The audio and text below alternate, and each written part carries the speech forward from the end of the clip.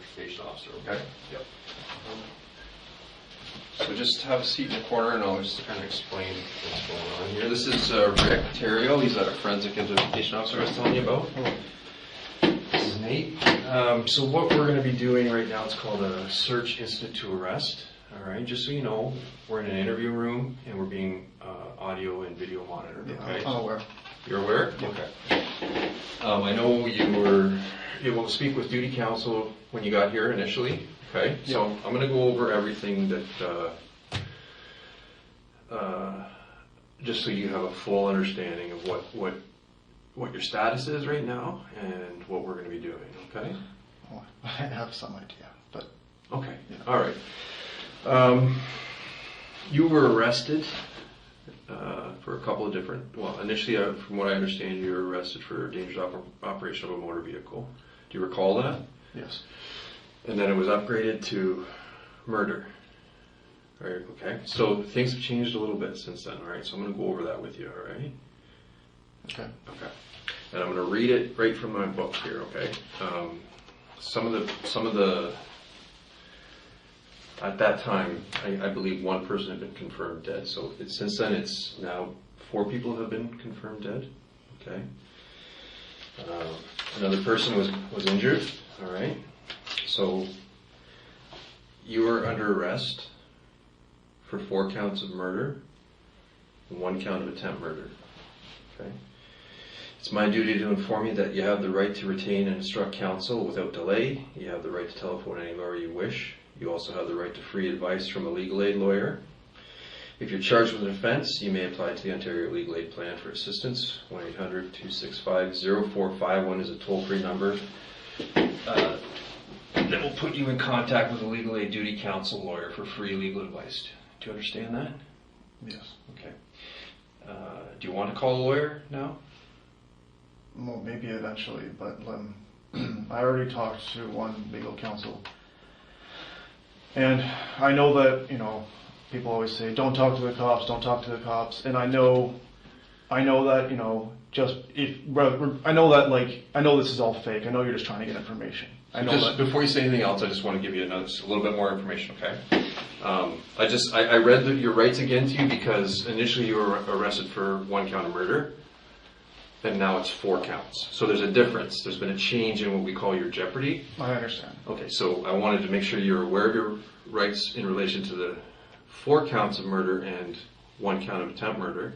And if you want to speak to a lawyer again, because you have, there's been a change in your jeopardy, then I want to give you a chance to do that. Well, I already talked to him. Okay. So I seem So before you say anything else, I want to let you know that you're charged, or could be charged, with 4 counts of murder, 1 count of attempt murder. You're not obliged to say anything unless you wish to do so, but whatever you say may be given in evidence. Do you understand that?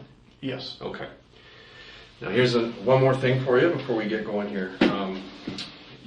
This is a little bit wordy, so I'm going to read it to you, but then I'm going to explain it to you if you don't understand. Okay? If you've spoken to any other police officer or to anyone else with authority, or if any such person has spoken to you in connection with this charge, I want it clearly understood that I do not want it to influence you in making any statement. Do you understand what that means? Yes. Okay. What does that mean to you? So basically, if I were to think, or if I was like, oh shoot, I already said to the officer, I might as well just confess. Mm-hmm. That's what I think that means. Well, here's what the way I interpret it. You've spoken to. I'm not the first police officer that you've communicated with tonight. No.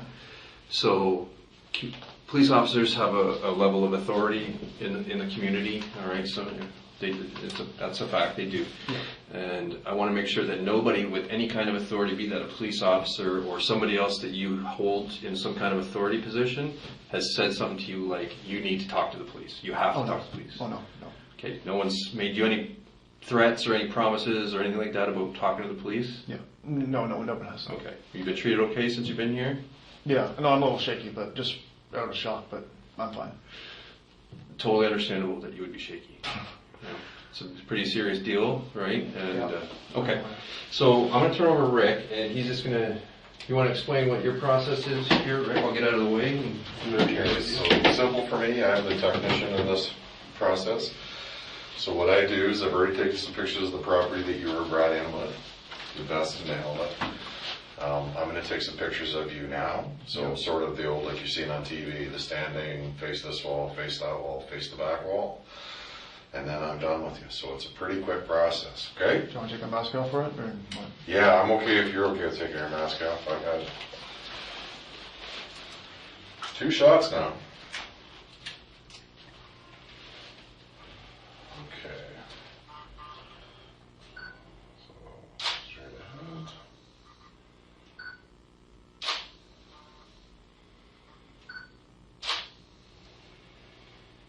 Okay, and face the sidewall. Stop there.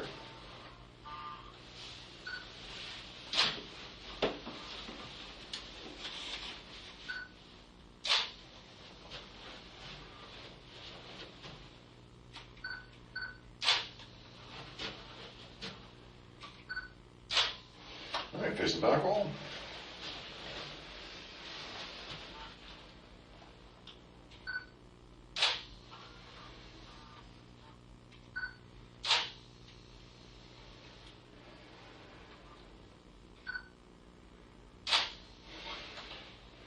All right, just stay there for a minute.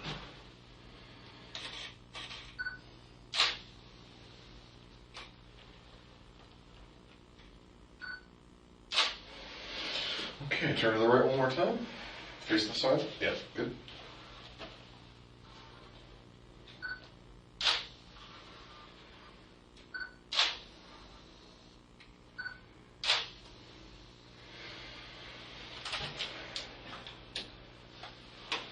You good, Rick? Good. Thank you. Control. All right.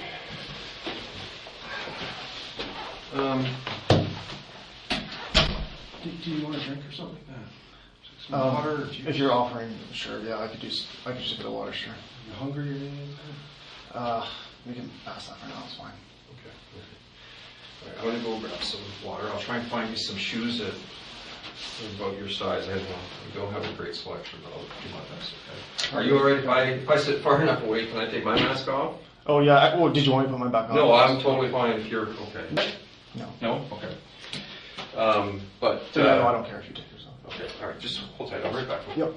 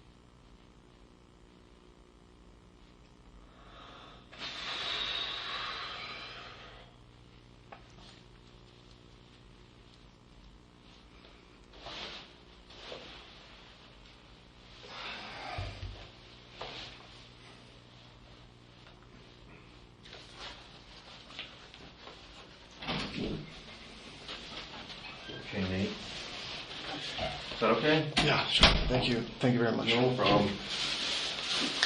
If you get hungry at any point, I'd like to spend some time with you. If you get hungry at any point, just let me know. I'll get you whatever you need. I'll be fine for the questioning, but I appreciate it. Okay, well, if that changes, you want some, I don't know, burger or whatever, I'll make sure you get that. Thank you. Hopefully those...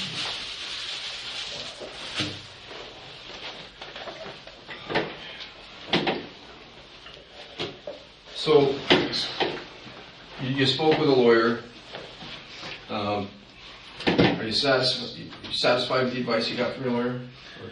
No, but it's just... I don't want to know what they said to you. That's none of my business. It's just... I know the deal already, pretty much. Yeah. I've done so much research before I did what I did. Like, I kind of know the deal.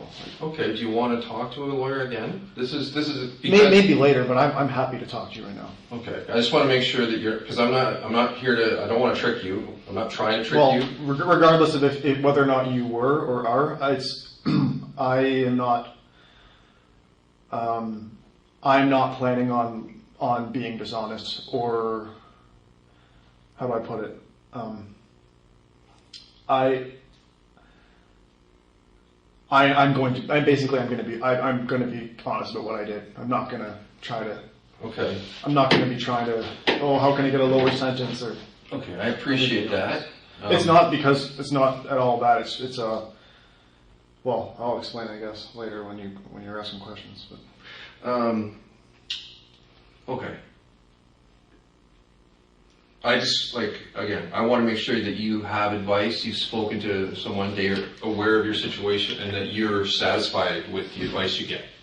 I'm aware that anything that I tell you can be used to make my sentence worse. I know that if you're trying to, get the least sentence or get the least whatever, your best bet is to never talk to the cop. Don't talk to the cops at all without a lawyer. But that's not my intention to do. Okay. I'm not planning on pleading insanity.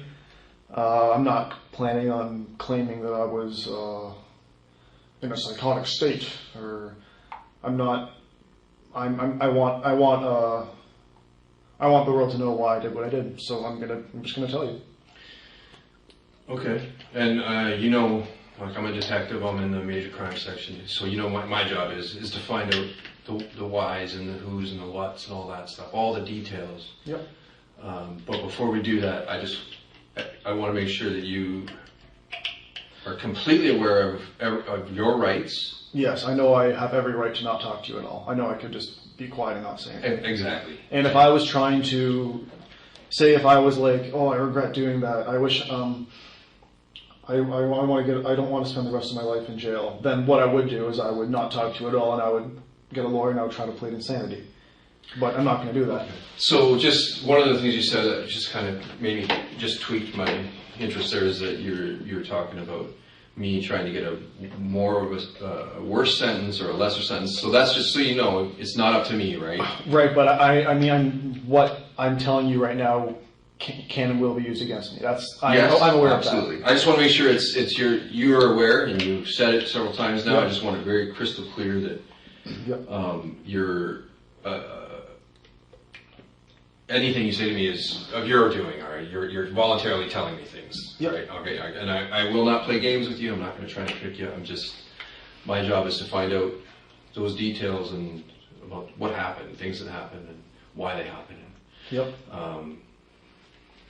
Yeah. So please, if you would like to speak to a lawyer again, at any point from the whole time you and I are together.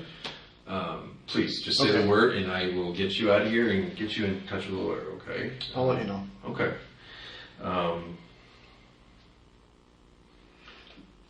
So I can call you Nate? Yep. And that's what most people would call you? That's what you go by? Okay. Yep.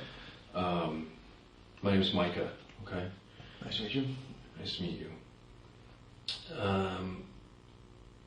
If you need anything to drink, anything more to drink, again. Okay. I'm fine for now. If you want some food. Yeah, I'll let you know. Okay. Thank you. I do, to be honest with you, Nate, I have a lot of questions for you. But you're going to get them. But what I'd like to do is just give you the floor, so to speak, and I'd like you to tell me what happened.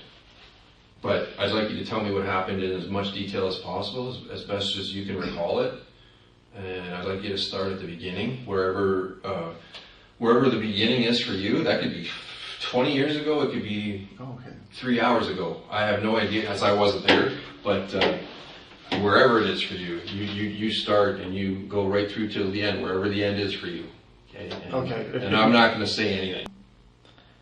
I guess when I turned 18 and I started getting a little interested in politics, and I started doing research on the whole 2016 Trump election, and that was the first time that I noticed that the media is very dishonest. That they, basically that was the first thing I noticed. I was like, wait a minute, why is their coverage so weird? Just like every other young person, like, oh, he's evil, right? But as I started doing research, I was like, the media's being dishonest. Like sometimes it wasn't always outright lie, but it seemed like they were so biased and they were so dishonest. And from that point on, straight down the rabbit hole I went. I just kept uncovering thing after thing after thing. I learned about mass Muslim on white crime that went unreported.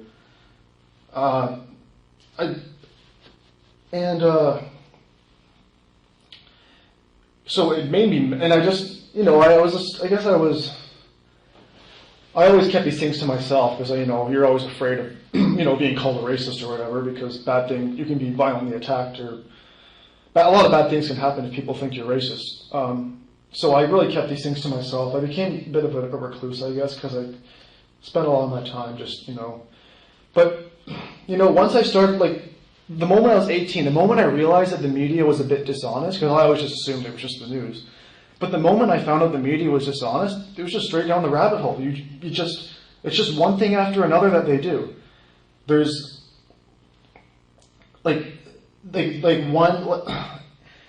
because it's like they'll claim that white people are the problem, and white people are the problem because of their hate crimes. But then every time a Muslim kills a white person, they don't report it. They won't even report it as a hate crime. They'll just say it was just murder. So, but that's only one example. It's endless. It's so corrupt. And I kept trying to figure out why is this? Something didn't seem right. Because it's why is every single news media doing the exact same dishonest thing? It's not just the news. Why is every educational institution doing the exact same thing? Why is every corporation promoting the same far left liberal agenda? Why is the upper elite class promoting this hatred of just normal white people? Why are they? Because I just kept searching and I just kept finding more and more stuff,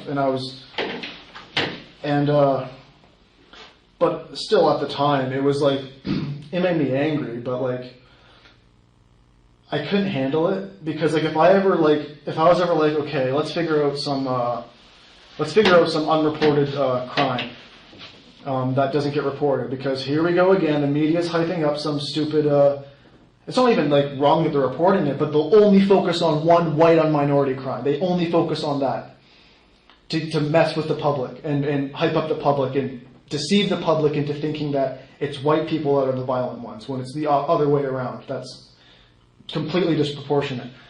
But every time, if I ever accidentally stumbled across a news article of something really bad happening to a white person, white woman raped, white girl killed, white man gang attacked, if I ever stumbled across it, it would fill me with this anger inside, that I purposely would avoid it. So even though I was for a long time in between 18 and now, I was interested in politics, I would still just read the news, or look at forums and stuff, and read books or whatever. But I always would purposely avoid any minority on crime, whether it was a video that somehow wasn't deleted from Twitter or YouTube or something, or whether it was whether it was like a news article that I happened to find. And I usually had to dig pretty deep because they don't report on it. And but I didn't like it. It made me feel like it just filled me with this anger. Like that made me it filled me with such rage that I purposely would avoid it.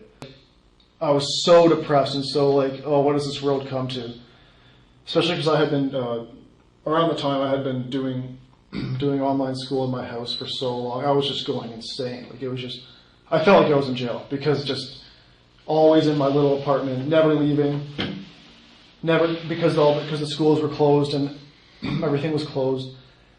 And finally I was like, okay, you know what? Maybe I should actually look into the minority on white crime that goes unreported because I'm like suicidal right now and this isn't good. So maybe I should look into this because kind of face the demon that I'm afraid of looking at. Because I would always purposely avoid it. Because it would fill me with this rage when I saw it. So from then on, I started doing more research into that. And I'll tell you what the breaking point for me was the Muslim grooming gangs in the UK. That was it. I just snapped. I'm like, I'm done. So Muslim grooming gangs in the UK gang rape and pimp 13 and 14-year-old white girls, usually from poor middle-class working families. And the governments in the UK purposely allow it to happen, and the media purposely doesn't report on it. And that, even that wasn't enough to break me. What broke me, I think it was the Sun, I think. What actually made me snap and I decided I'm going to commit violence, was when, I think it was the Sun, I can't remember which shitlib news media it was, but basically what happened is there were two 12-year-old white girls that were kidnapped by this Muslim grooming gang in the UK somewhere. I think it was in Britain somewhere. And they were, 12-year-old girls, drugged up, brought to some house, and they're just gang raped, drugged. And their fathers, these two white girls, 12-year-old girls' fathers, managed to track down where their daughters were. And they tried breaking into the house where their daughters were. The cops showed up. They arrested the dads. They charged them. Then they charged the two 12-year-old girls for being intoxicated. And then they left to let them keep getting gang raped. I was like, I'm done. So I decided, all right, this is it. I'm gonna commit a terrorist attack. I'm done. I'm not putting up with this shit anymore. What am I gonna do? Fuck this. Fine. And in all honesty, I would blame the Western governments for what happened. This isn't like, because you can say, oh, it's your fault, Nate. You chose to commit violence. But guess what? I'm not allowed to any other option of violence. They leave you no choice. Because if you publicly protest and say, stop Islamization, it's resulting in terrorism against white people and Muslim grooming gangs raping our children. What happens? You'll get doxxed, which again, I'm not actually against doxing if the government still protects your rights. But then after you're doxxed, you get kicked out of school, fired from your job. You might even be kicked out of your apartment and forced into homelessness. It happens every single time. Not every single time, but it happens so much. If you are publicly protesting or even say you're just like, you decide to become some public advocate, you say like, this is a problem, we need to stop this.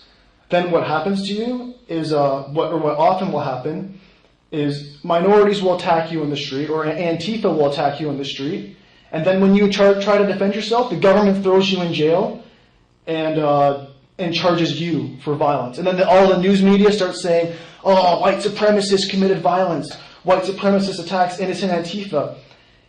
The government, for some reason, don't ask me why, but they never charged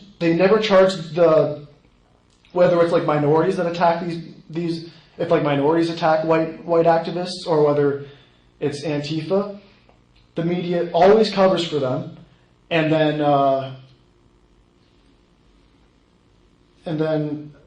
because all these giant corporations that are funded by people like Jeff Bezos and George Soros and stuff, or even, I don't even know who they all are, but all these like corporations, these like basically liberal, like protest organizations, they all get, all their bail is paid immediately. So they leave us no option. I would rather be peaceful. I would rather just hold a fucking sign. I would rather just write books or something, or be some activist, or just be free to say that what my concerns are. And if someone happens to attack me, then there'll be fair, equal justice under the law. And I'll be able to claim self-defense if I defended myself when I was being attacked. Or it would be illegal for employers to fire their employees if they're publicly accused of being a racist. Or it would be illegal for government-funded institutions like colleges and universities to expel their students because, there's an allegation that they said an offensive word in private when they weren't even on. But they don't. They're not allowed to. So it's the government's fault that this is happening. It's not. They leave people like me no choice. I would much rather. I didn't want to do this. I felt sick after what I did. I felt sick to my stomach. But they leave us no choice. So if Western governments are going to purposely cover up for Muslim grooming gangs that are raping 12-year-old white girls, 13-year-old white girls, 14-year-old white girls, if they are going to purposely cover up for it, and that the media is going to purposely not cover these things, then I'll bring attention to it with brutal violence. I don't care. They leave me no choice. So there's a few different reasons for why I did what I did. Reason number one is to send a message to Muslim grooming gangs in the UK that you have to back off, and if you don't back off, more Muslims are going to die, and there will, because when people like me do things like this, it inspires other angry men to do the similar. Like, I would have never done what I did if it wasn't for other men that have done similar things. Brenton Tarrant, the New Zealand shooter, he was a huge inspiration for me. It was like, whoa, a white person actually doing something about Muslim terrorism? Wow. There's other people. There's Anders Breivik, John Ernest. There's lots of people that inspire me to do what I did. And now that I did that, whether people like it or not, future people that do the same thing, they will have been inspired by me. It will accelerate. So there will be people down the road who decide to do something similar to what I did, and it will be me. I'll be one of the people that gave them inspiration. There's a lot of other things I could say, but I think maybe you get kind of the gist of where my motivation came from.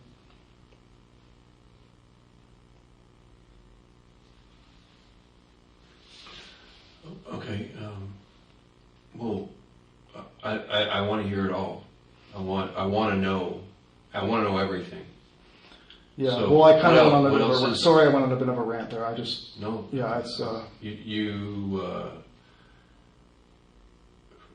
you went back to try to tell me why you've done what you've done, or what your motivations are. Yeah. So but if there's more, just tell me. Like, I want to know.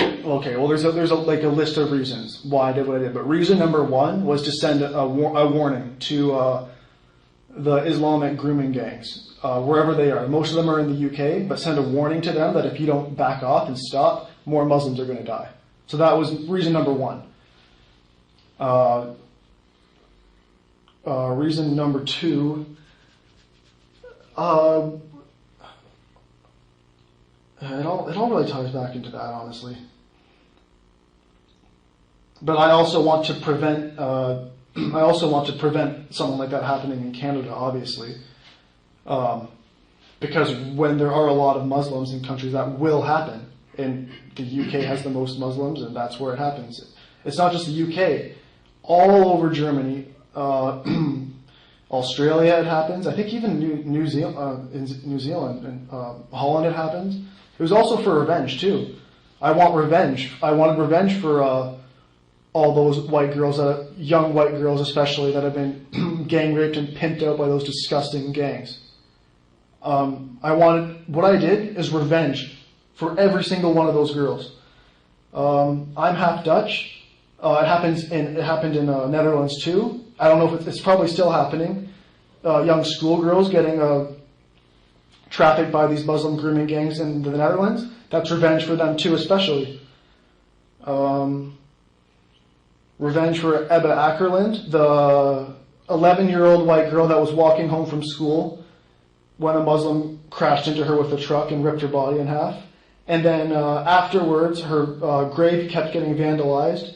And when the dad complained about it, the cops harassed her dad about it. Revenge for her grave being over and over vandalized over and over again after she was buried.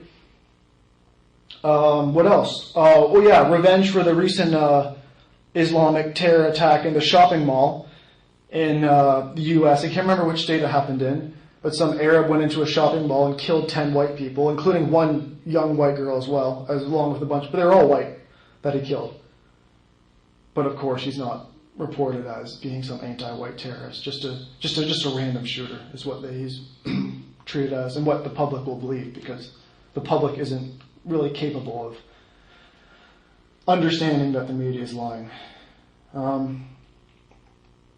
And there's side thing, like side reasons for what I did, but they're not reasons enough to justify what I did, but they're sort of bonus reasons. Like I'm trying to inspire more young men to stop sitting around and letting this happen. Especially, and part of the reason why I use my truck as opposed to trying to like legally acquire a gun or something is because in the UK, their guns are very hard to get a hold of, and there's even the cops don't carry guns on them. And a lot of the men there just feel like we're powerless, right? I'm trying to send a message to other guys that can't get a hold of guns. You can use a vehicle. It works. Like John Ernest, the guy that he had like a gun and he only killed like one person. Like you don't necessarily need a gun. So that's what a message I'm trying to send. And yeah, it will be very encouraging to a lot of people secretly. Of course, they won't admit it, but for a lot of people, it will be like, finally, somebody did something. And you could say, you could argue, well, children are innocent; they shouldn't die. Or people will say, oh, you're a coward, Nate. You're a coward. You killed innocent people. No, I'm actually giving Muslims a taste of their own medicine. How can you call me a coward when they're the ones that sex traffic, grooming gang rape, drug, kill very young white girls every single day?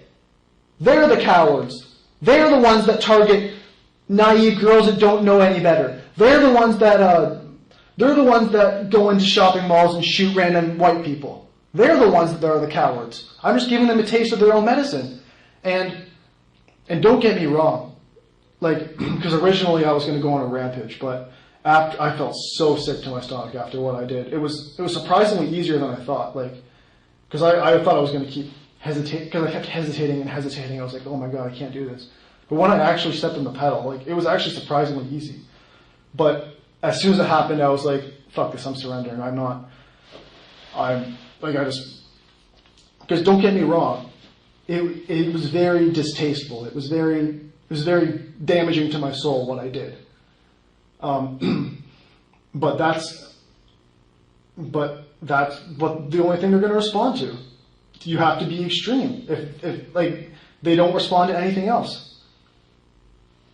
And if people know that their children are in danger, they are much less likely to. They are much less likely to try to piss them off if they know that, oh, it's not just me, it's also I'm endangering my children by my actions. So, yeah, I think I sort of basically gave you the gist of it.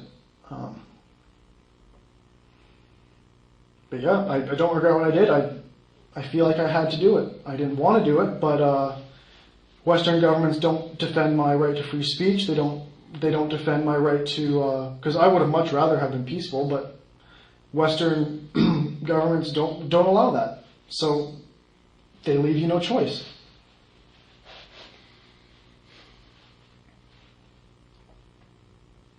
it's not like, even terrorism is something you can kind of like push to the back of your mind, like another Muslim terrorist attack, another Muslim terrorist attack. But the Muslim grooming gangs, that was just too much for me. I'm like, just fuck this. I can't put up with this anymore.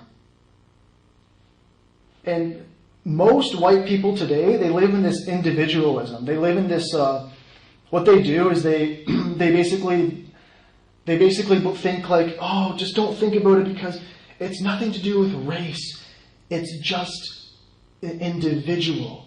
So I just have to focus on my own life and I don't have to worry about what happens to other people.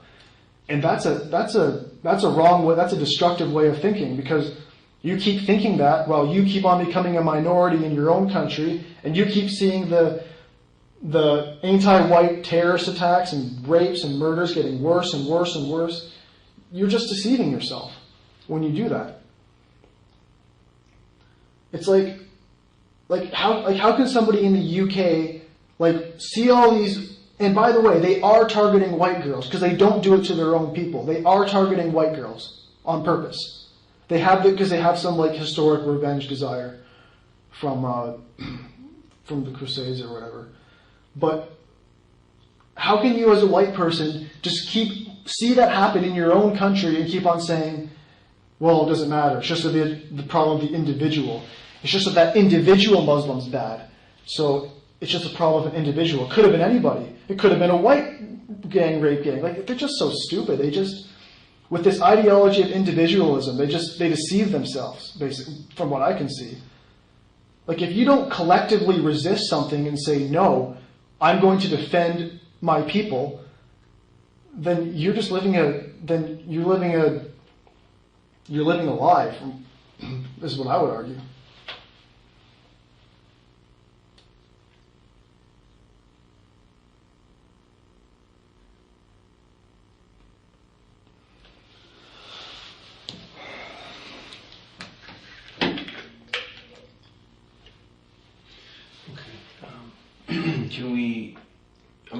I'm gonna try and focus it a little bit.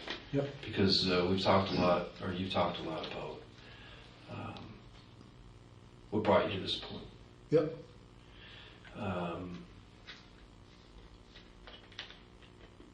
Can you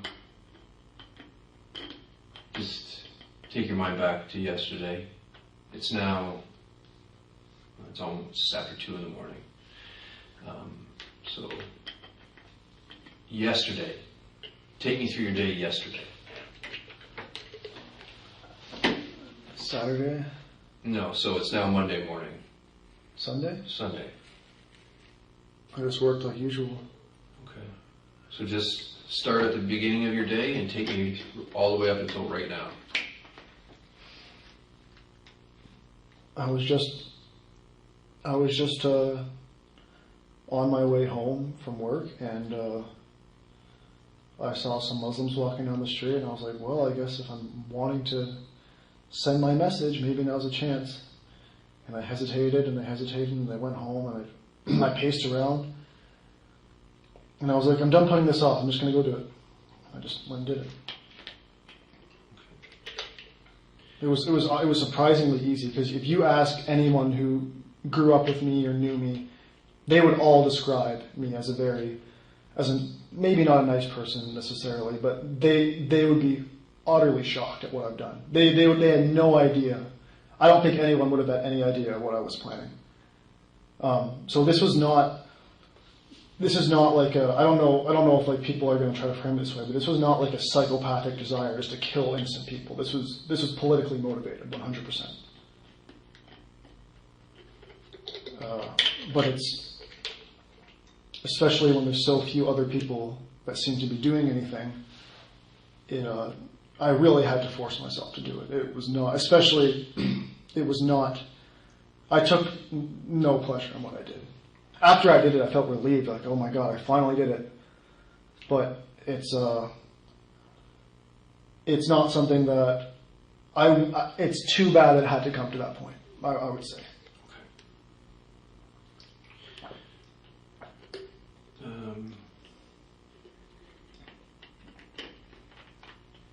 So you've described what happened yesterday.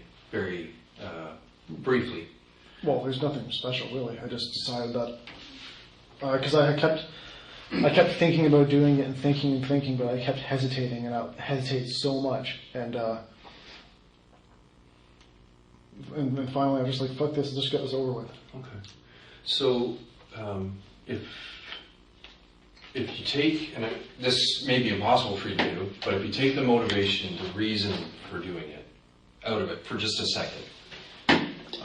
You mentioned you went to work, you went home, you saw some Muslims, thought about it, you went home, you paced back and forth, you thought about it some more, and then went back out. So one of my jobs is to tease out these details, okay? So little details that may not seem significant to you are significant to me. So go back to yesterday morning. Tell me when you woke up and what happened from when you woke up until noon hour.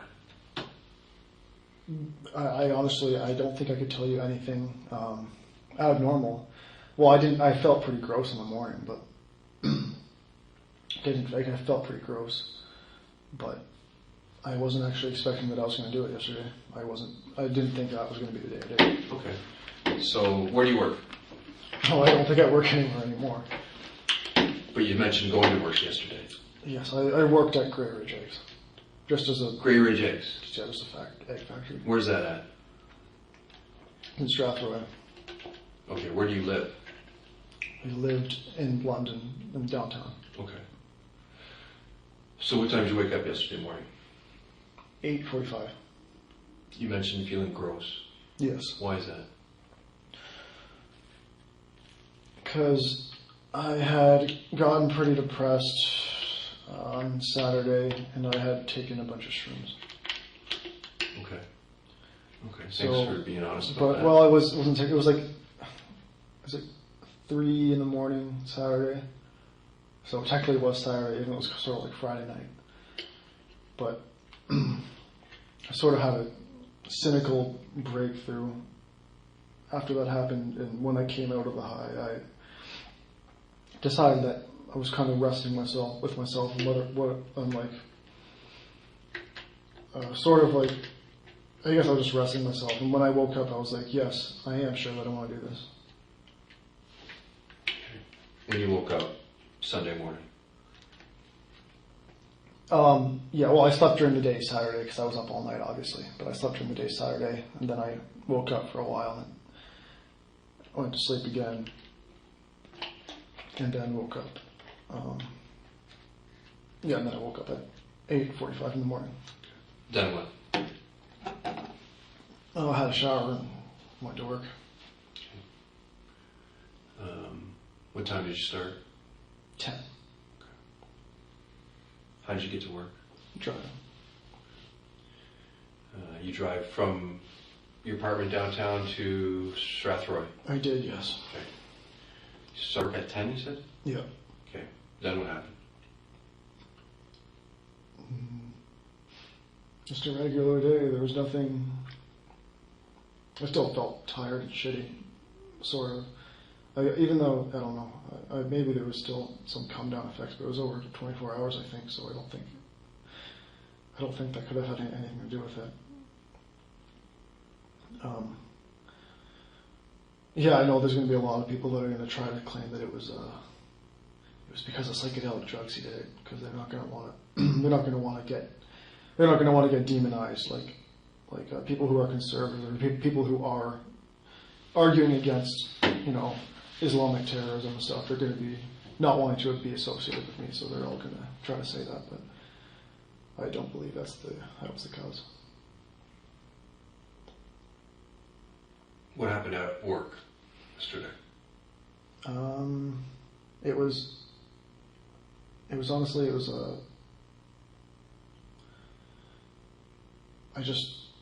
don't really talk to anybody. There was nothing really. I don't think there's anything I can really say. Like, I honestly wasn't expecting to do it. Just a normal day. I had lunch and worked and then left. What time does your shift end at work? I ended at like 6 p.m. Okay. So, what happened after you left work? I just drove, and then I was reminded when I saw some Muslims walking down the road, and I was like, "Fuck's sakes, I can't do this. I just can't do this." But then I got home, and then I decided to. I forced myself to do it pretty much. Okay. All right, Nate, tell me, again, with as much detail, and that may not seem important to you right now, but it's important for me. Tell me everything about your drive from Grey Ridge to your house, your apartment. It was pretty normal. I turned on the radio for a little bit. I was feeling pretty down, I guess, on the drive there, I guess. I didn't really speed. I passed like one car, I think, but that was it. I had the radio lightly on, and yeah, I don't really think I have anything to say. I don't think there was really any details I can think of. It was, yeah, like I'm used to feeling like shit on Sundays, kind of, because it's the weekend and maybe I partied too hard or whatever. But so,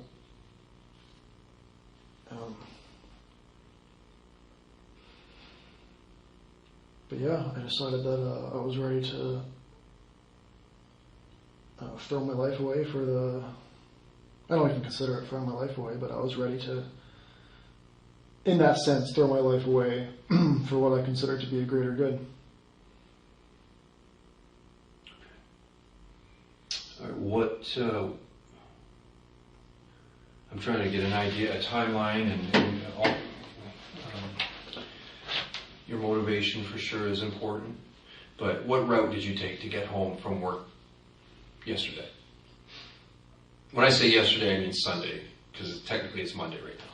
Right. It would have been just, like, you're asking for the road name? Just, yeah. Which roads do you drive on to get home? Yeah, so it wasn't the 402. It was that just long stretch of road, Egremont.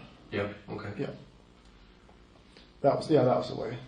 It's shorter than the 402. Okay, so all the way home. Tell me how you get home. And this is something you do all the time, I suspect. Have done, yeah. Okay. Like, you drive the same way to and from work all the time?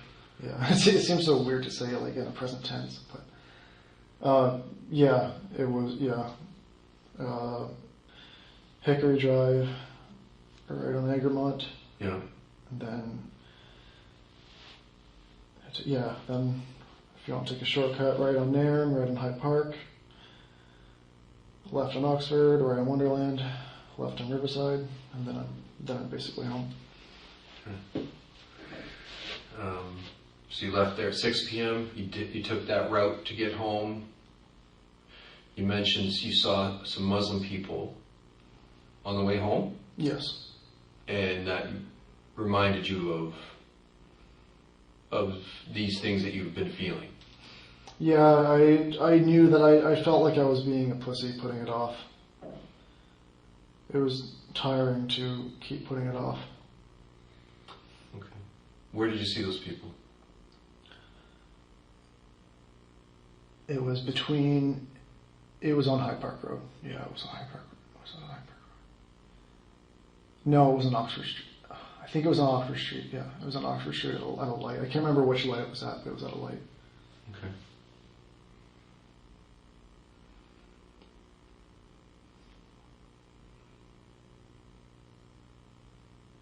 Don't get me wrong. Not a very, very distasteful thing. Very, very distasteful thing. But I don't feel like I had any other choice. Okay. Just to clarify, you mentioned that you saw some Muslim people that reminded you of these? Yeah, they weren't the same people that I killed though. Okay.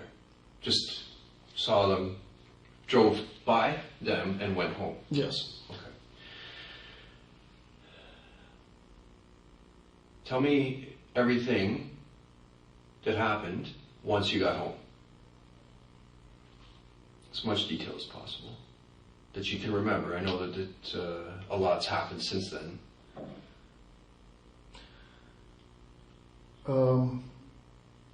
I was looking to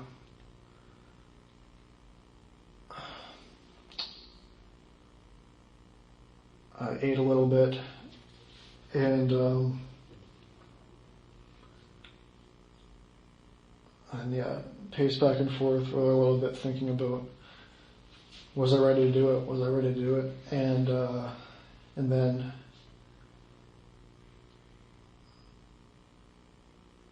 another man that did something similar from the UK, I looked him up to see what had happened to him, or kind of look at what he did. Then I was like, yeah, I can do that too. And I went and did it. Who's that man? I can't remember his name. He's from the UK. He drove a van into some Muslims by a mosque. He was actually, I mean, people probably would feel a lot more sympathetic towards him than me because he actually did in the UK, right? But clearly that's not enough to tell him to stop. So I'm gonna have to escalate. So you looked him up, saw what he did, how he did it, and you said, I can do that. Yep. And then what? I just drove around until I found something and went and did it. What time did you leave your apartment? Would have been 7:30, I think, about that time. Okay. There's cameras in the apartment, so you guys will be able to see, but Okay. would have been around 7:30, I think. Okay. I want you to take your mind back now to that time at 7:30 or whatever time it was that you left your apartment, and take me slowly through what happened after you left your apartment until you were arrested by police. So if you check the cameras, you'll see me hesitating a lot. I walk to the door, and then I go, fuck's sakes, walk back, and say, fuck, a few times. And then finally I was like, all right, let's go. And I just left. You're asking about the drive? Yeah. So I left for the drive, turned around, then I pulled over. I had a fake airsoft gun because I thought, just in case people try to attack, say my truck flips or something, right? And people try to attack me. If they think I have a gun, then that won't be able to, then maybe they won't attack me. And then had a machete in my truck as well, 2 knives, an axe. And I didn't end up using any of those things. There's no way psychologically I would have been able to do that. Some people can, but Muslims certainly can. They do stabbing attacks all the time, but it's more psychologically difficult to hurt someone with a knife as opposed to a gun or a vehicle, right? Because,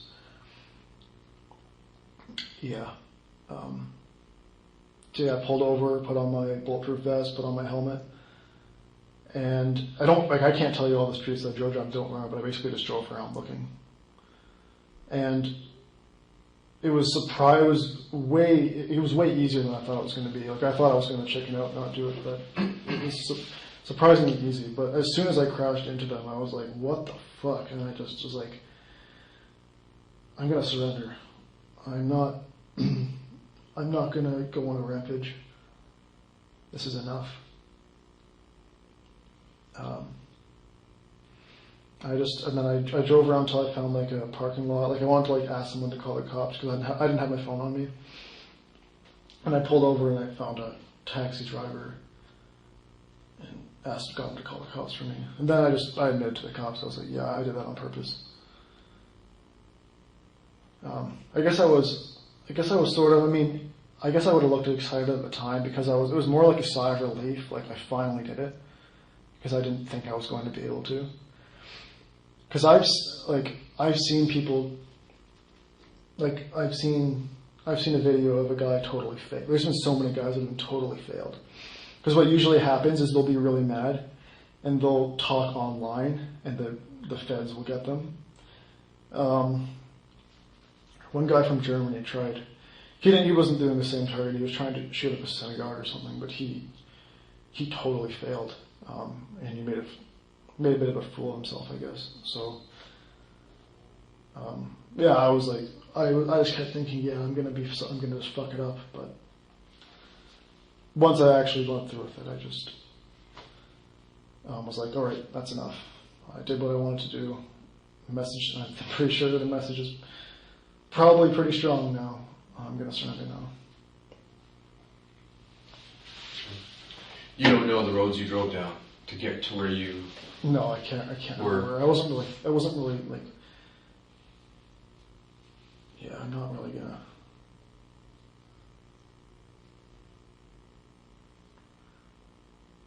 What else? Do you have any other, Okay, you mentioned pulling over and putting on a vest and a helmet. Yep. Where was that? Talbot. Talbot and... Talbot was right by the Covent Market. I pulled over by the Covent Market and started putting my stuff on. Okay. And from what I understand, you live quite close to that? Yeah, right across, yeah. Okay. You're on Talbot Street. You put this vest and helmet on, and then you drive around for a certain amount of time with no... Did you have a clear direction of where you wanted to go? I think for right now, I'm going to pass on that question, all right? Okay. Absolutely. Well, probably I can talk to you later, but I'm still a little shaken up by what I did. Yeah. Okay.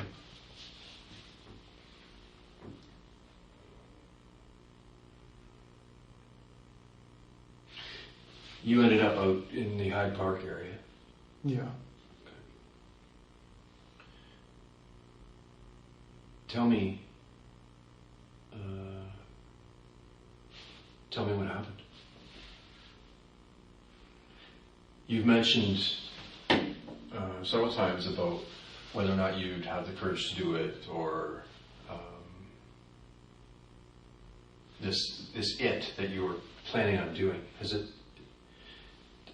But you haven't told me what it is. What do you mean it? What do you mean? This act that you've been thinking about doing. I admit that it was terrorism. I admit it. It was terrorism. I'm not gonna try to get a lighter sentence by saying it was just murder, not terrorism. It's like, I'm not trying to. I think, like, by definition, it probably does qualify as terrorism. Okay. So you're talking about this on a more grander scale. I'm talking about specifically the act that you did. Okay, so the act specifically was the first reason that I told you. The number one reason why I did was to send a warning to the grooming gangs. That was, even if it was just terrorism that Muslims do to us, it wouldn't have been enough. It was the grooming gangs that broke me, and what really broke me was seeing. Actually, I guess I didn't really finish telling you that. What that liberal news article did is they deleted the article because white people were getting mad. That article that I told you about, all these two 12-year-old girls were getting gang raped, and the UK cops arrested the dads when they tracked down the house and tried to break in. Mm-hmm. Charged the two 12-year-old girls for being intoxicated with the stuff they were drugging them with, and then left to let them keep gang raping them with the dads. They just took the dads away, keep on gang raping them. I'm guessing, I don't know, maybe the cops were Muslim. Maybe that's why that happened. I don't know. I have no idea why that happened. But it wasn't even that. It was the fact that the media deleted it because white people were getting mad. And I'm like, I am so fed up with this. I'm so done. So that was when you asked me what it is, that the number one reason why I did what I did was to send a warning to the grooming gangs to back off. Or else or else more people like me will continue to do what I just did. And someone already did it in the UK, and they keep on doing it. So clearly, they don't get the message clearly. So something more brutal had to happen. You mentioned that was the thing that made you that was the moment that you decided that enough was enough for you. The very breaking point for me was when the media actually deleted their article because a bunch of like Islamophobes were getting mad. Mm-hmm. That was when I got fed up and said I'm done. But even the fact that happened too, even like just seeing the UK cops actively allow that to happen was enough. And you might say, and this is another issue, I guess, but it's not just the UK. It's like Western governments all do the same thing. They're all part of the same thing, but that's kind of a different issue, I guess. Anyway, sorry. Well, what else were you asking? I was trying to kind of drill down to the act itself that you've been talking about. Yes, that was the motivation to send a warning. Right, that was your motivation. Yeah, you're right. Your motivation was to send a warning. Because I'm not part of a group, obviously, and anybody who is part of a group is an idiot. Because all groups that exist as of right now, as far as I'm aware, are all like just fed honeypots. And people who join these groups are generally complete idiots because they just get caught planning something and get arrested. But there are a lot of people right now, especially in these COVID days, there's a lot of, especially young white men, that are getting really, really pissed off. And they will see what I did, and they will be inspired by me. So that warning is not just that's not just a threat by somebody who can't do anything anymore because he's in jail. And by the way, I'm not intending on doing anything else. I did what I wanted to do, but that is a real threat because more people, if they don't stop, more people will copycat not necessarily copycat, because I wouldn't even really call myself a copycat. Maybe in some ways, but I was inspired by it. I was inspired mainly by Brenton Tarrant. He was the main person that inspired me. But even though it's not like an active like underground group, they will, I'm sure, like they're so pissed off about the same shit, and they will likely follow through. Okay. If it doesn't stop. Okay. So you mentioned that you did what you wanted to do. You've talked about how you felt after you did what you did. Oh yeah. You talked about using a vehicle. So Nate, what did you do? I killed a bunch of people. Well, not a bunch, 4. Okay. How? By crashing into them. Where? I can't remember what street it was on. I can't remember now. It happened so fast. Okay. Thank you for telling me that. Yeah. Well. This is going to be difficult for you. Yeah, I'm sure. I think, yeah, but take me back to the time period right before this happened, right before you crashed into people, and describe for me what you saw, what you did, and what you were thinking. It was very blank. I just let's just do it. Pedal to the metal. That's what surprised me, really. I was surprised that I didn't hesitate. After it happened, I was like, oh, what have I done? And I'm surrendering. But before it happened, it was pretty easy. There wasn't really any hesitation at all. Just like, let's do it. What did you see? What do you mean, what did I see? Right before it happened. It was such a blur. It happened so fast. Like, I saw, obviously, fly over the truck when I hit them, but that happened so fast I barely even saw that. The people that you hit, how did you come upon them? I just saw them walking.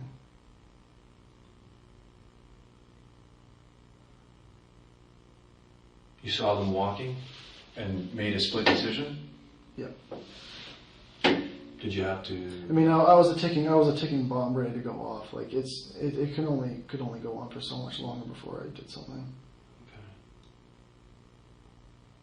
It's just like there's no, like I said, like I explained to you before, there's no outlet at all. There's zero outlet that I have because I can't talk about it publicly for all reasons I've already said. Even talking online, and it's not even that. Like, if people like me who are really upset about what's happening to Western civilization, and who are really upset about this mass minority on white slaughter and rape that's going on, if we were able to simply congregate and meet at each other's places and talk, which used to happen, they would just chat and talk, or even if it was just like that, even that I wouldn't have done it. It's the fact you can't even do that because what happens is online Antifa people come and infiltrate you, and then what happens.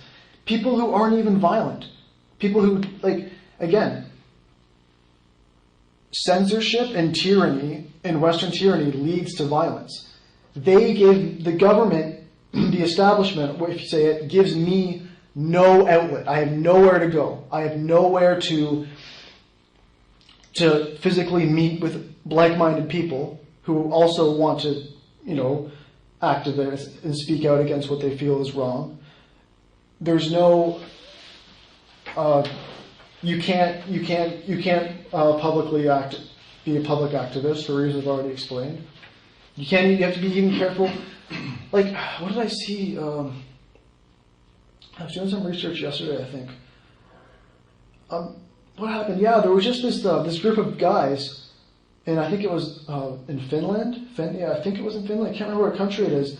These people were peaceful protesters. They were holding up a sign saying "Stop Islamization," which is, for obvious reasons they're doing that is because they're worried that these grooming gangs are going to be targeting their girls too. And what happens to these people who were just simply peacefully protesting? They were arrested for inciting violence. So there is no outlet. There's nowhere to go. They give you no option. If you care, which it will mainly likely be my generation that does things like this. Because we're the generation that more or less has nothing to lose.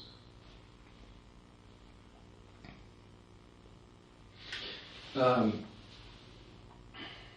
want to clarify a couple of things. You mentioned that you'd ingested some shrooms the day before. Technically, but it was like sort of like Friday night. Friday night, late Friday night, after midnight. After midnight, yeah. So we're early morning hours of Saturday. Yeah. Okay. You did that. Now you mentioned being depressed on Saturday or feeling down. Yeah. Well, I was okay before, but it was the come down was just really bad. Okay. So yesterday, throughout the day, you mentioned feeling shitty. Were you under the influence of anything yesterday? No, except for the come down. No, I don't even know how long that stays in your system for,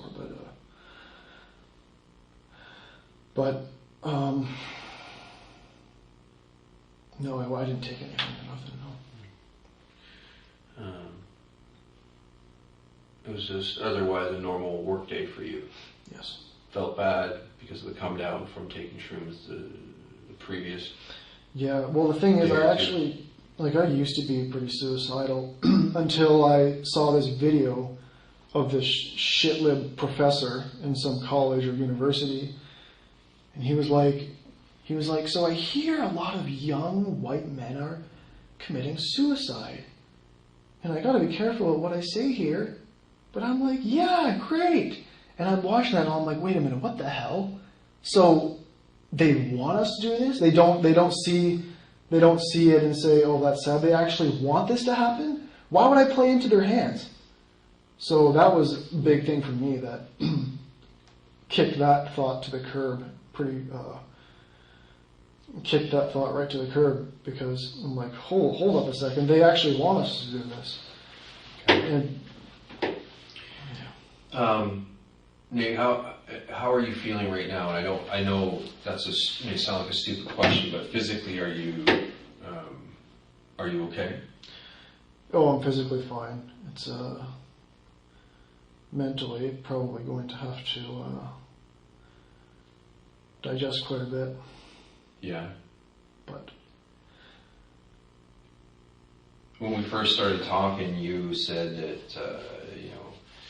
people might. You wanted to tell the truth. You didn't want to hide behind or an insanity thing. no, because that would ruin the message. That would take away the message Right. of what I'm trying to say. So, in your mind, are you someone that can easily tell right from wrong? Well, I mean, obviously, when I became more aware of, when I became aware of these grooming gangs in the UK and this gang rape of young girls and stuff, that broke me to no longer take my previously held values, because the way I saw it is you can't, like, this is war, is what I would say. Like, that's an act of war against white people to do something like that. So it's not something that I could any longer just say, well, at least they're all not all. Like, it's because if these people really cared about what these people were doing, they would be publicly protesting these people. They would be saying, people don't represent us. But that's not what happens. These terrorists and these rapists often escape, because what they'll do is this isn't in Canada as far as I'm aware, but in these countries where this happens is they'll go to some Muslim community and no one will report them, because these people. And even there's been studies done showing that the vast majority of Muslims, even the non-violent ones, support ISIS, or they don't give a shit. And these are the people that vote for the parties that choose to allow these things to happen. So they're complicit. But I don't know. Like, reason number one was to send a warning. That was reason number one. Obviously, I guess I want to get a sense from you. Because, to be honest with you, people might look at this act, and think, okay, that person maybe was suffering from some type of mental health issue, or they weren't in their right state of mind. And I'm trying to get a baseline for what your state of mind was. Were you able to tell right from wrong at that time? Well, at that time, my cynicism was broken through. It's just too much. It's too much to just turn my back on. It's just, they say two wrongs don't make a right, but a message had to be sent, is the way I look at it. A message had to be sent. Someone had to do something. I can't just watch this happen anymore. When you left your apartment at 7:30, if that's what time it was, and you said you struggled with it, you went back and forth, but it was your intention at that time to kill Muslims, yes. A group of Muslims, and kill them. Yes. There's no question about that in your mind when you left your apartment. No, I wasn't gonna do an injury or something like that. I was planning on killing. Did you have a greater plan? No, well, I thought I thought at first, no. I mean, because I'm trying to think because once it happened, I was just obviously I know that, often cops are, at least they say cops are likely to be trigger happy or whatever, but I don't really think that's true, but, no, I just wanted to get it done. I just wanted to do it. Even even when I got arrested, there were other Muslims walking on the street. I wasn't gonna keep going. I was done. I was I was done after. That was enough. I think that's a pretty strong message that I sent, because that was a pretty brutal thing to do. So, I didn't really have the desire to continue after I did that. Okay. So you had equipment with you, a machete, you mentioned, some knives, an airsoft gun. Yeah, but it was in there, but it's just. Were you? What was your intention for those things? Well, because at first I thought that if cops try to stop me or something, but after I just felt just pointless bringing them. Okay. I guess I thought the armor was more for if a cop shot at me, just to give me more of a chance of not dying, I guess. But it was pretty much pointless.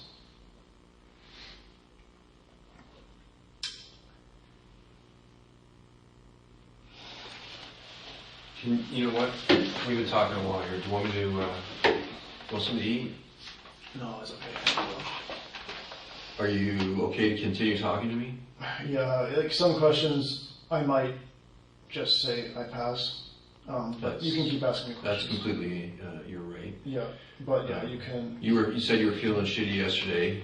Are you overtired? Are you? No, I know I'm fine.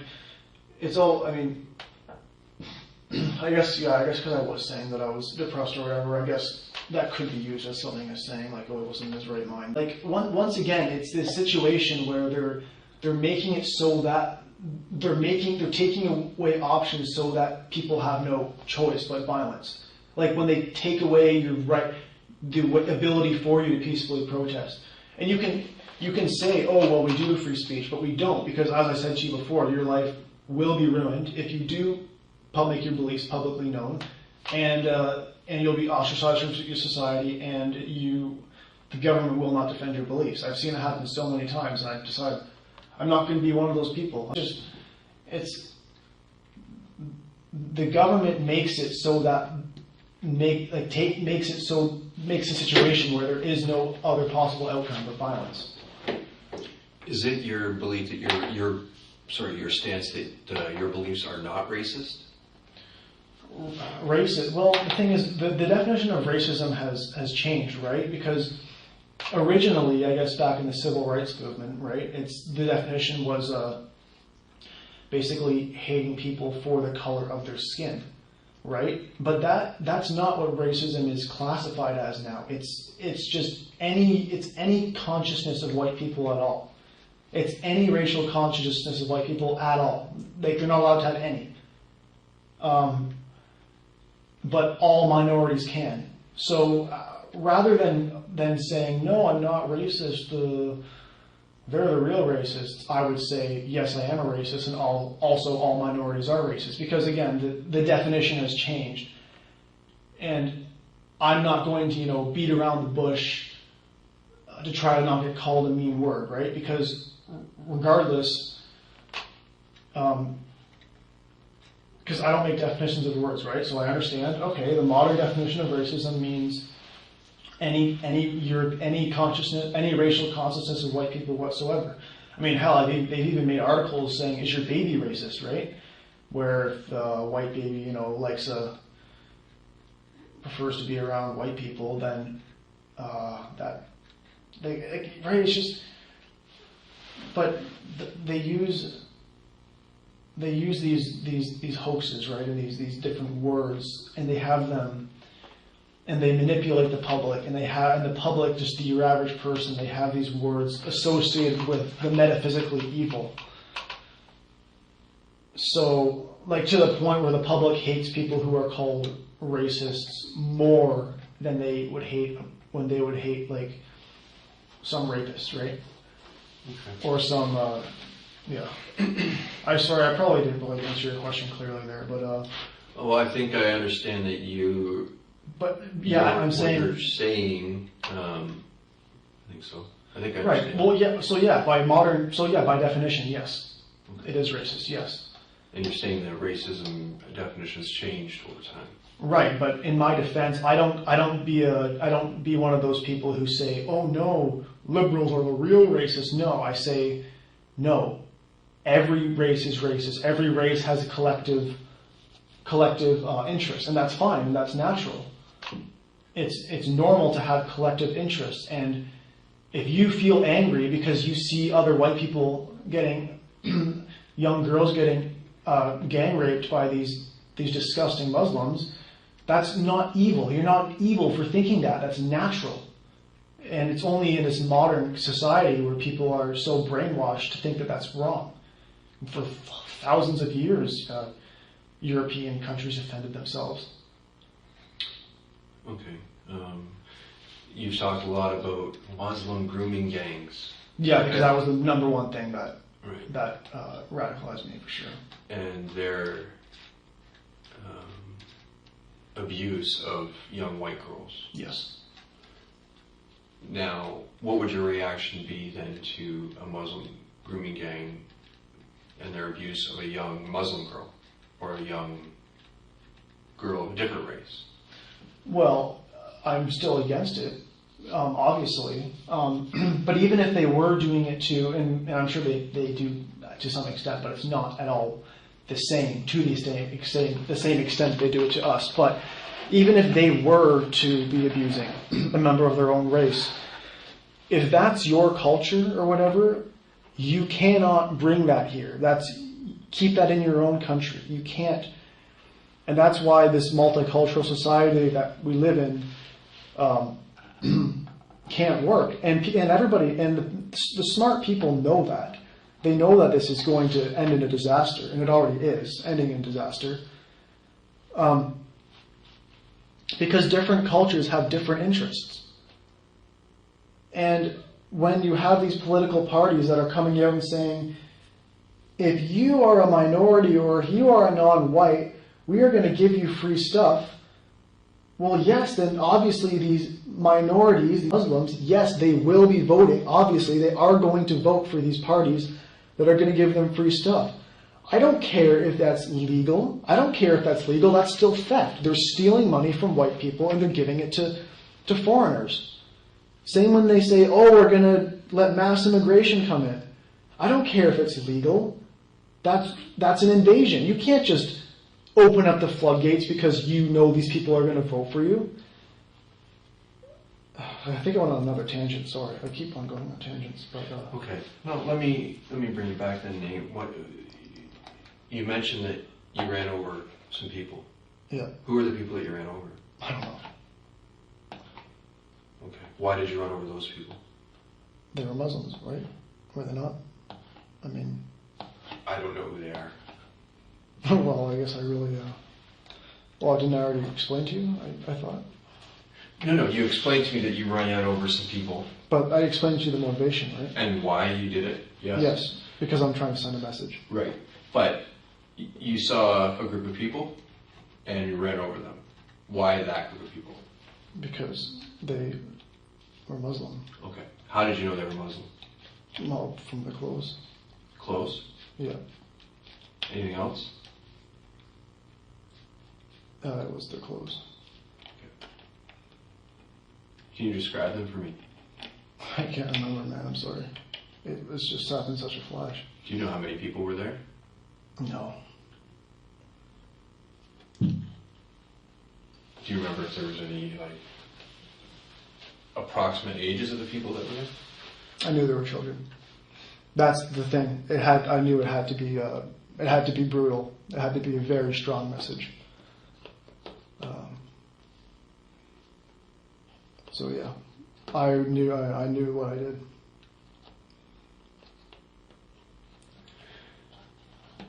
I'm sorry. I know for you this is probably difficult, so I apologize for that.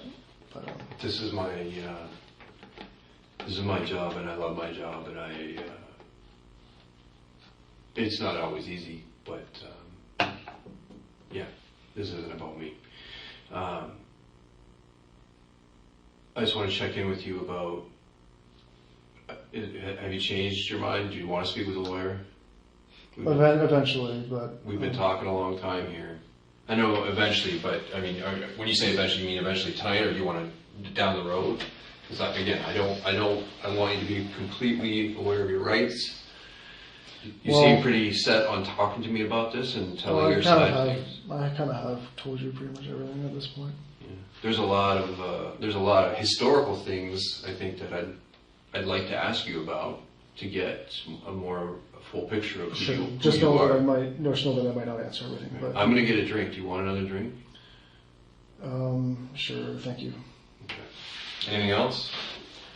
No, that's fine. Thank you. Okay. Again, just have to ask, right? I'll get you. Yeah, I appreciate it. Okay, just give me a minute, right? Yep, go on.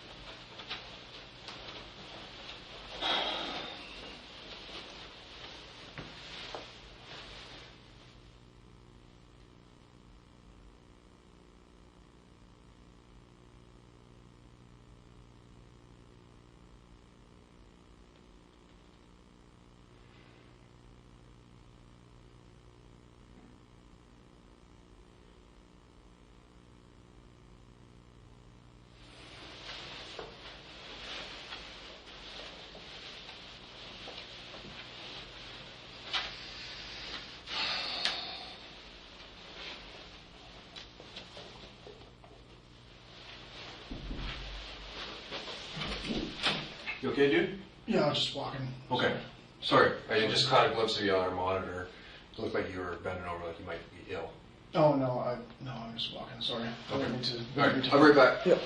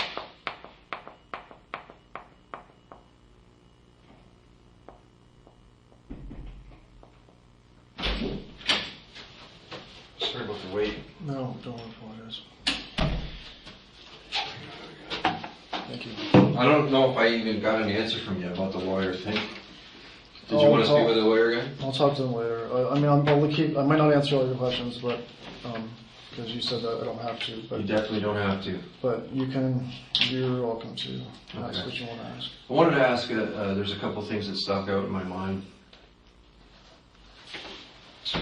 Whenever you were talking about this. So you had the items that were in your car,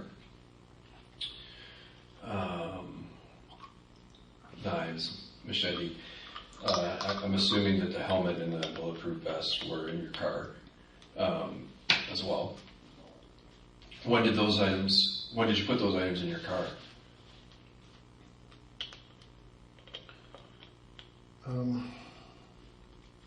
I had them for a while, but I'm going to pass on that. Sorry. Okay. If That's completely within your rights. Absolutely. You mentioned when you went home from work initially, you were pacing back and forth, and you looked up what the guy in the UK did. Yeah, I needed some. I needed some motivation, I guess. Okay. But you don't recall his name. I know I can't remember that guy's name. I know the other. I know Brent Tarrant. I know that guy. What's Brent Tarrant? He's a New Zealand shooter. Okay. Can you describe? Can you remind me? I know that there was a massive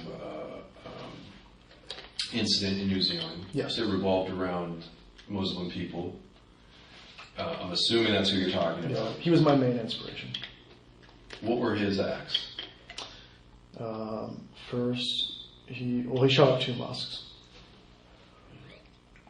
One of them had a prior history of extremism, which the cops purposely didn't investigate. So that one mosque certainly a little bit would have been a bit sympathetic to the public, I guess, because the mosque was caught. One of the mosques that he shot up were caught. They were caught basically training extremists. There was some extremism connection. I can't remember exactly what it was, but yeah, that was one. You'd also mentioned some other sources of inspiration for you. Well, yeah, it's just. And you mentioned some names, and I honestly, I tend to purposely ignore the news at times, so I maybe am not as aware as your average person. But what were the names? I didn't recognize any of them.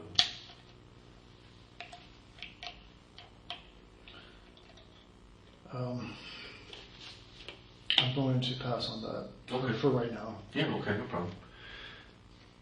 Were these? I mean, it is kind of in the same vein, but those sources of inspiration and motivation for you, were they all based on people who were taking action against Muslim people, or was it various other peoples? Various. Okay.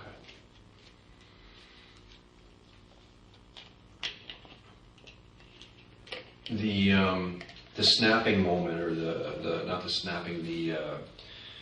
moment of realization when you were reading or learning about the Muslim grooming gangs.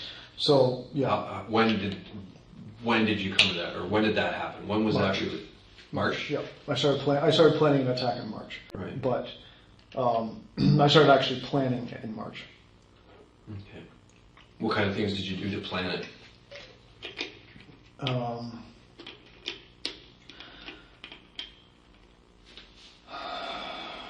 sorry, I'm going to pass on that too. Okay. You mentioned earlier I think you called it I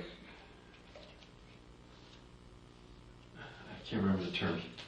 People who are heat scores or something like that for the feds. Mm-hmm. Were you referring to people who talk about what their plans are online or something like that? Well, you don't even have to do that. You can just say offensive things and you'll be put on a watch list. It's very easy to get nailed. That's why it's a lot more people get arrested than actually follow through with what they do, because most people aren't aware of how many feds are on the internet. So would you say that you've taken precautions in your planning? Oh yeah, I was very careful not to get on federal radar. Okay. How do you do that? How do you just not talk about it? Pretty much. It's not an easy thing to do. It's part of what makes you snap, because you're so sick. It's not even like fed. It's just like being worried about, being doxxed. What does that mean? Doxxed is when you're publicly exposed and then your life gets ruined, because what will happen is these corporatist funded Antifa groups will harass everyone around you. They'll harass your family. They'll harass your employer. They'll harass your school. They'll even harass your landlord until you're basically homeless on the street. Is what they do. And the government will purposely allow it to happen. So they'll say you have freedom of speech, but then it'll be like, oh, but private companies can ruin your life. So that is what just caused me to decide to do violence, because I'm not going to live I'm not going to live my life unable to even speak, unable to even say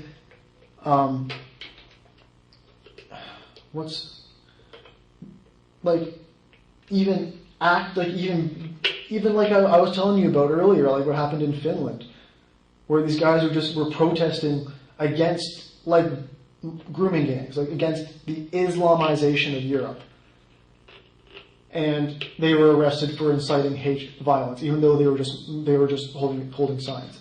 That's the thing. The government makes it so there is no outlet. There is nothing you can legally do, because you'll just have your life destroyed anyway. And that's called being doxxed when you're you're exposed. Yes, when you're publicly exposed. Which again, I'm not even against the concept of doxing, because I believe that people have the right to the freedom of information.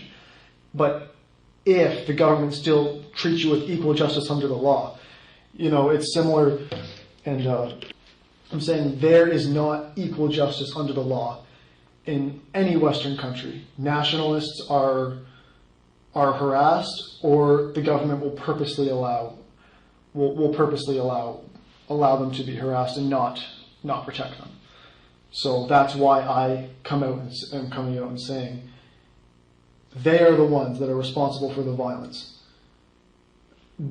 It's not the partisans that do something about it. It's it's their fault it happened. They should be the one that's sued. They're the ones that should have to pay the price, because they're the ones that make it so there's nothing you can do. They're the ones that make it so you don't even. They're the ones that purposefully allow you to be silenced. You mentioned it was about that time in 2016 that you went down the rabbit hole, so to speak. I was 18, but that was only when I was just when I first learned that the media was pretty dishonest, and then I thought that was the trouble actually. Well, I was doing some research and I was thinking, like, wait a minute, why are they so dishonest? Like, something's not right here, and then that was. Where did you talk about these things like doxing or the dishonest media? Yes. Like as if you have evidence to prove those things. You know what I mean? So where do you, in order to learn that the media is dishonest, where do you go to find that out? Well, because the media is your source of information in most cases. No? Well, an easy one is FBI statistics, but it's even just seeing. It's just when you watch the way the media will point out the race of somebody over and over and over again if they're white. They won't even. Oftentimes, they don't even show pictures because they're afraid of people getting mad. So they just don't show pictures. There's lots of examples. Like show pictures of accused people? Yes, they won't show the picture of the accused. Because they're not white? Yes. Or you're suggesting they wouldn't show an accused Muslim Yes, person. I 100% believe that they're purposely covering for them.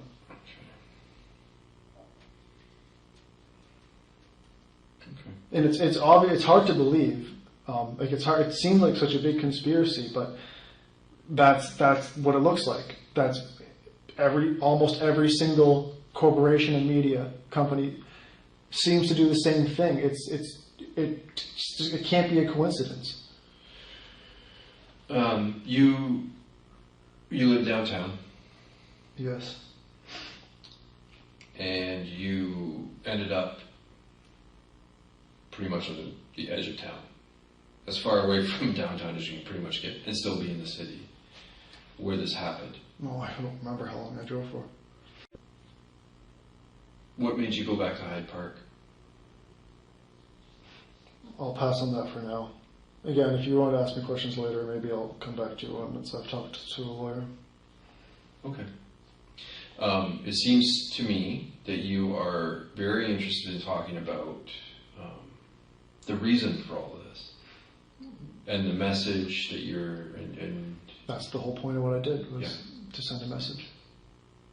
except there's some things that you're holding back on.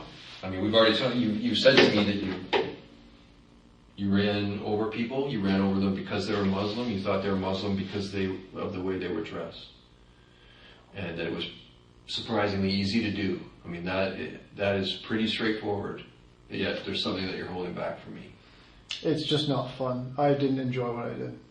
So it's just, Understandable. didn't enjoy it. So I probably need some time to come to grips with myself. Okay. But there's a couple of things that I've asked you or asked about, and you've passed, which is totally fine. You don't have to talk to me at all. I appreciate you talking to me, and I want to get to the absolute. I want to know absolutely everything I can. I want to make sure that on our end of this, we get it right. Our investigation is as accurate as possible. So when you kind of hold back a little bit, it concerns me that there's something else out there that is important for us to know. Well, I'll talk to you more when I talk to the lawyer. It's just Okay. Do you want to talk to a lawyer right now? well, maybe not now, but eventually I will. Okay. I'll talk to you at any time, at any you say the word, and I'll be there to talk to you about it, because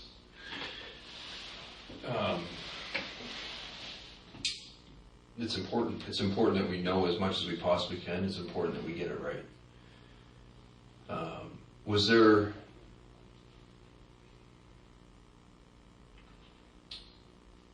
Who else knew about your plan? Nobody did. There's nobody else involved? So it's a lone wolf attack. Like I said, I was very careful.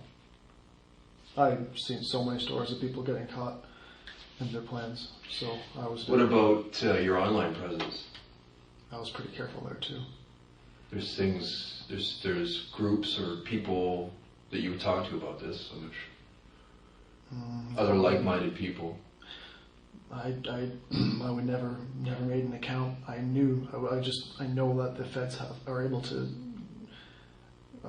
identify people. I know that they have all the technology, so I never made an account. I was very careful not to. Maybe I mean it's possible that I wasn't a watch list and I just like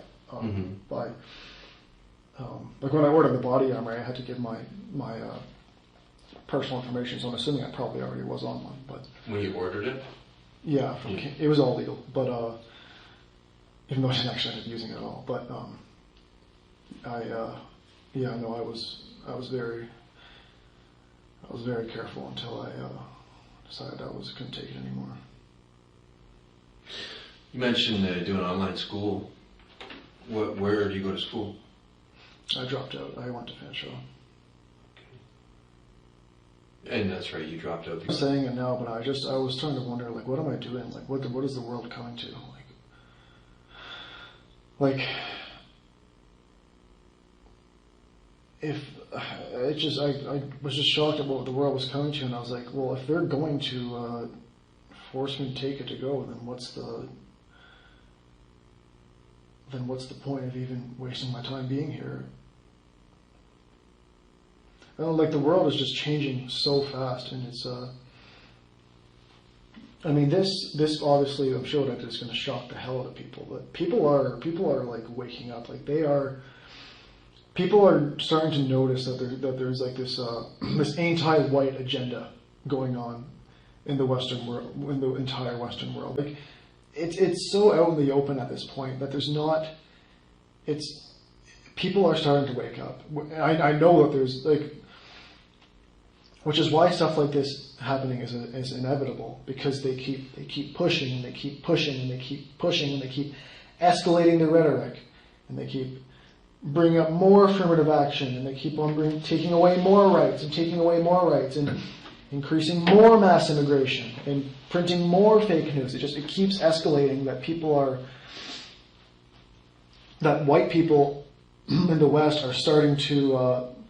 They're starting to develop a racial consciousness in these days. They're starting to. A lot of them, much of it is young people, because the older generations are still sort of from their time. But people are starting. They're starting to no longer just be an individualist, and they're starting to notice, like, why is the same thing happening all over the world? Why do the same agendas get pushed all over the world? Why is every single white majority country have a just horribly collapsing birth rate? Why is every single white country bringing in mass immigration and replacing the native populations? Like people are starting to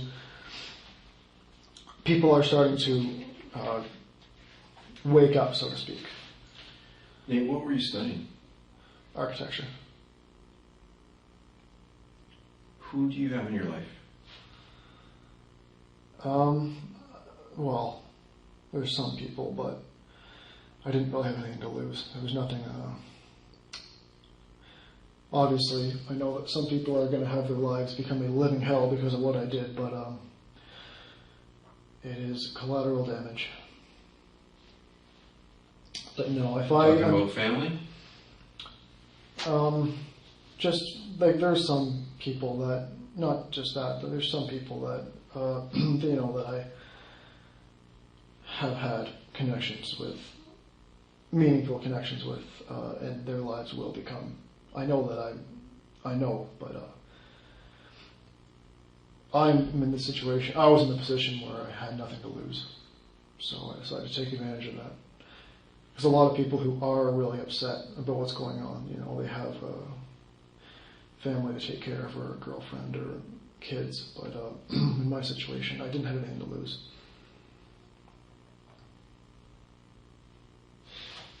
Nate, did you do this to be a beacon of inspiration for like-minded people? Is that why you did it? Well, that's a side bonus. But that doesn't justify what I did. My reason for doing it was to send a warning. But yes, in the sense that I am trying to encourage, for example, people in the UK who see this happening, I'm trying to encourage them. You can do something. You don't have to just sit there and let it happen. And you believe this message will reach those people? Well, it will, but it's like I said, I would not have done what I did if it wasn't for others. So I know that it does change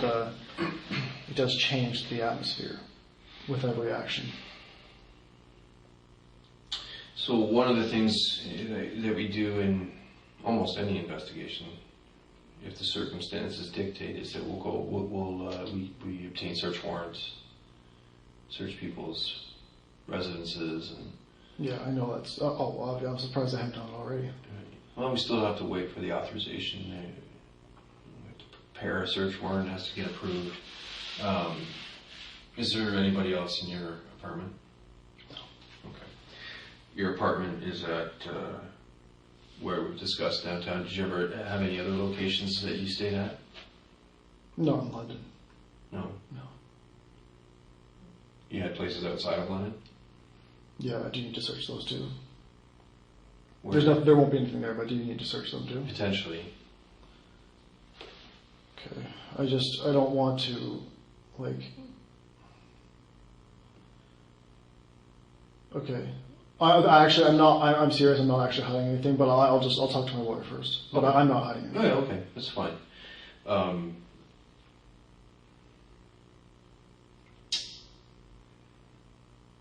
Before you went out, you kind of made the decision that this was going to happen today, or that's what we discussed? Yeah, I was sick of waiting. Prior to leaving your apartment, did you let anyone know that this was happening?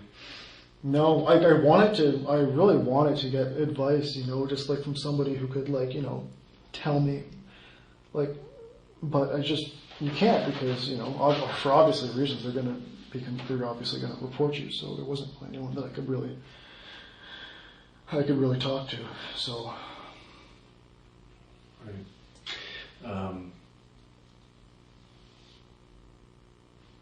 It seems to be a sticking point for you to talk about knowing where you're going when you put these things in your car. I'm not sure why. No, I just don't enjoy talking about what I did because I just don't enjoy it because it was very, very, very, very distasteful. So it's just okay. But eventually, I'm sure. That is part. You're talking about the motivation, the reasons why you did it. Yes, but it's difficult. But even with all my motivation, it is difficult to speak of what I did. Okay.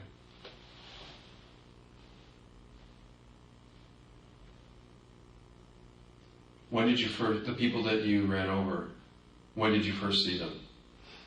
All past till I talked to my lawyer. Okay. 1 second. I just gotta step up for a second. Okay.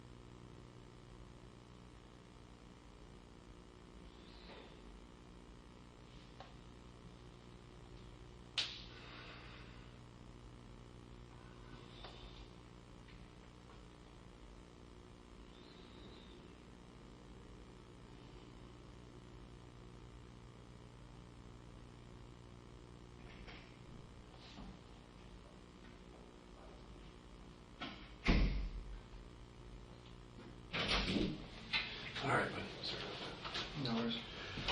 about that.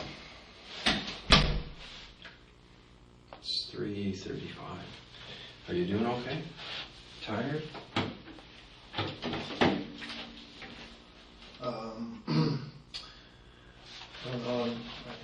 I'm fine. I don't know. A lot of your questions I'm probably not going to answer, but I don't know what else that you have. Yeah, you're free to ask what you want. I appreciate that. I might talk to you later. I want to talk to my lawyer, but Okay. or not my lawyer, a lawyer. I don't have one, so but Yeah, I hope I've hammered home this message to you enough about your lawyer, right? Yeah. Okay, I certainly wanted you to have the opportunity to talk to him before you said anything to me. I don't know. For some reason, I just feel bad when I say no to a question, which is stupid, obviously, because it's just your job. But excuse me. Well, here's my thing, and I think what I'm going to do is I'm just going to ask you a couple things, and then I'm going to get you out of here, maybe let you get some sleep, maybe come back and see you in the morning, bring you something to eat, or I don't know, coffee or something like that, and just check in with you at that time. But one of the things that's sticking out to me in this. You said you started this happened in March, where things kind of crystallized for you, maybe in terms of just it's enough's enough for you. I think with this whole what I have saw happening in the world is really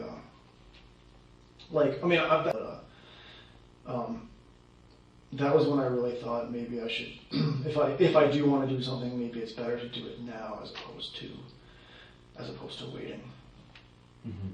Okay. So March, April, May, however many months that's been, 3 months? Yeah, 3-4 months, yeah. Okay. Sounds like a lot of time, potential for a lot of planning to go on. Oh, it went by faster than ever. I thought, I got lots of time, don't worry about it. And honestly, I didn't think I was going to do it. I really didn't. I just didn't see myself doing it. But I just thought, you thought I'm going to be a revolutionary. I didn't think I was actually going to do it. Is that how you see yourself? What do you mean? As a revolutionary?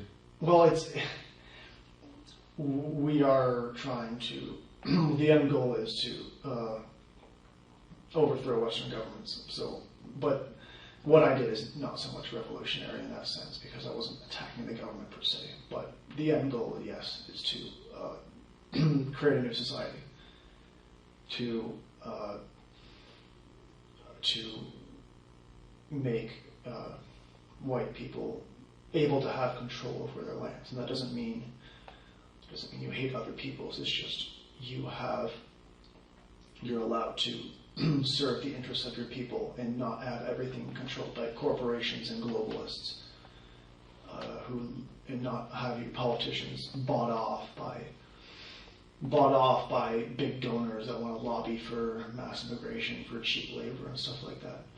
I'm going on a tangent again, but no, that's all right. I'm I'm very interested to find out everything about this. What motivated you? What plans you made? Yes. Now, I chose to go as brutal as I did because I thought I needed to send as strong as a message as I can. As strong as a message as I can. Okay. All right. So March, you said the time went by quickly. It was faster than ever. I can't believe how fast. I honestly didn't think I was going to do it. I honestly am still shocked that I actually did that. All right, Nate. So I really don't want to assume anything, but the items that you ordered, you said that you ordered and that you had with you, specifically the vest. I'm not sure about the helmet. Is that when you ordered those things in March? I can't remember, but I'm not gonna. Oh no, it was. No, I'll tell you. I think it was like a month in advance. I think. Prior to March? No, sorry. It was a couple months after March. Oh, okay. All right. But it was more just like in the case that a cop shot me. In the case, but even at the time, I thought but it was kind of. It was kind of pointless. Okay. I know you mentioned that you didn't want to talk, or that you wanted to pass for now, but you had weapons in your car. Yes. You had that vest and that helmet with you, and wearing those things at the time you were arrested. Okay. All right. I just don't want to put words in your mouth. So if that's inaccurate, I would love, please tell me that. But so here's my thing. You've talked about your main source of inspiration being the gentleman in New Zealand. Yes, he was. I can't remember his name. I apologize. Brenton Tarrant. Brenton Tarrant? Tarrant. Yeah, Tarrant. Okay. Who attacked 2 different mosques? Yes. There's also a guy in Canada up in Quebec that did something similar. Right. He attacked one mosque. I don't remember his name. So here's my thing. You had, I guess, started making plans 3 months or in March. Yeah. Several months ago, and procured some items. And we have a mosque here in London. Mm-hmm. And you were near a mosque I didn't actually know it was near a mosque. when you were arrested. And I'm serious, I actually didn't know that. Okay. Actually, yeah, because when they were taking me to the station, we passed one. I was surprised because I didn't know it was that close to me. And you mentioned, again, don't want to put words in your mouth, but when you were telling me about your drive home from work, you saw some Muslim people, and I believe from where you were telling me you were at the time, you had gone, it would have been near the mosque that you saw those people. So that puts in my head just the possibility that your plans included a mosque. I understand that you think that. I'm serious, it actually wasn't, but I understand why you would think that. Okay. So that wasn't part of your plan. No, I honestly didn't even know I passed one. That's surprising. But in planning this for the last couple months, the mosque was not part of your plans?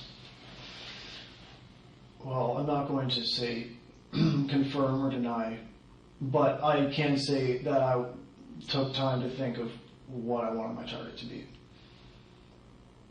Because there's the point where you think, well, I want this to be something as most sympathetic to the public as possible, which was originally what I was thinking. But then I decided, no, let's send as brutal as a message as I can.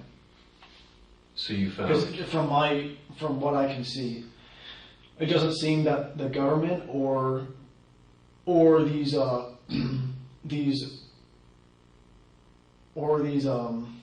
violent terrorists and rapists seem to respond to anything other than violence, is what it appears to be.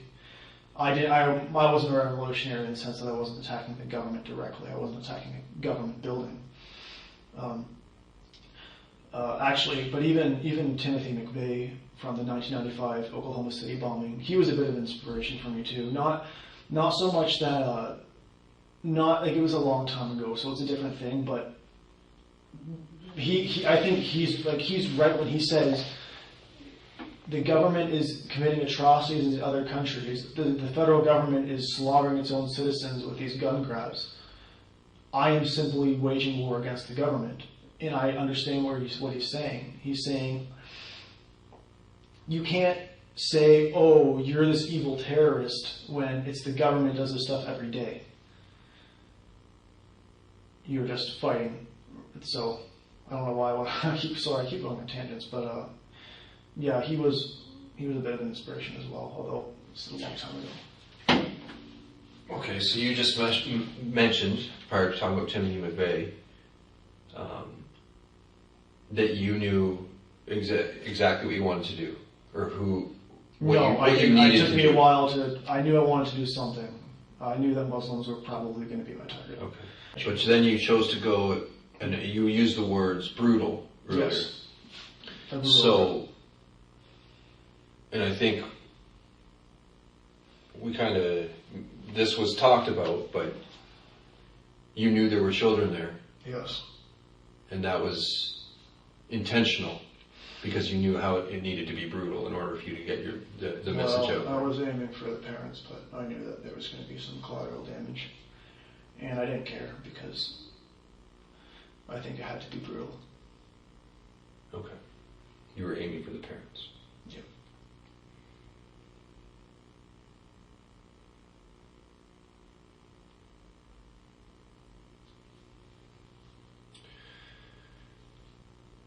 Is there anything else you think I should know? Well, at the moment, I can't really think of anything. Okay. I think I'm going to let you get some rest. Okay, thanks for the, thank you. And just real quick, I've been doing this job for quite a few years now, and got to interview quite a few people. And one of the things I found is that when people decide that they're going to talk to police for whatever reason, they're talking to police because they've potentially committed a crime or they're a witness to something. Yeah. Regardless of what they're talking to the police for, most people have made a decision prior to talking to the police that they're just not going to tell them. There's something they're not going to tell them because they, for whatever reason, embarrassment or fear of being found out, whatever it is. But most people have something that they hold back. What is it that you're holding back from me? No, I'm just saying it's taken me a while to come to terms with what I did because it was very distasteful and I did not enjoy it. So right now, I just don't feel like talking about it too much. I talked to you about it a little bit. Yeah, I did. You mentioned maybe later. Yeah, you mentioned that it was easier than you thought it would be, or it wasn't that difficult. But then after it happened. Yeah, after it happened, I was like, oh my god, what the fuck? Yeah. It didn't even seem real. It didn't even seem real. Okay. All right, why don't you and I get out of here for a little while. I'm going to come back and check with you in the morning, all right? Is there anything I can bring you? Okay. Anything else you want to tell me? No, not right now. Okay. All right, and if you want to talk to a lawyer, you can at any point, even if like after I leave here, I go back upstairs. It's fine. I'll wait till tomorrow. It's fine. Just talk to ask one of the cadets or whoever. All right, they'll put you in touch with whoever right away. Okay. All right, let's get you out of here.